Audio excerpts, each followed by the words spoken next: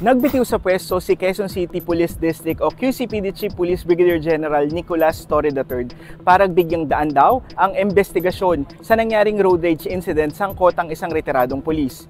Ano ang reklamong isinampa laban sa dating pulis? Matatanda ang August 8 nang makuna ng video ng isang motorista ang sagutan sa pagitan ng retiradong pulis na kinilalang si Wilfredo Gonzales at isang hindi pinangalanang rider ng bisikleta. Nakunan pa ng video ang pagbunot at pagkasa ng baril ni Gonzales. Nakuha pa niyang sampalin ng siklista.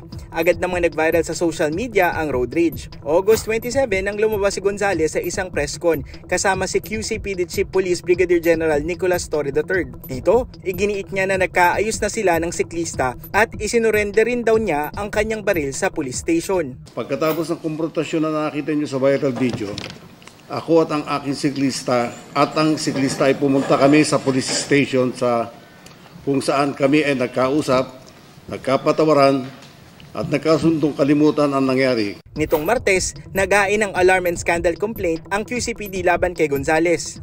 Ang pagbunot sa publiko ng baril na yon, pagkasa sa harap ng isang tao na nakikita ng maraming tao na nasa Quezon Avenue ay alarm and scandal. Ngayong araw, sinabi ni Torre na nagbitiw siya bilang hepe ng QCPD para bigyan daan ang investigasyon at may ipakitang walang cover-up na nangyari sa kaso. Gusto rin daw niyang malaman ang katotohanan sa likod ng road rage incident. I am sensitive to the sentiments of the people.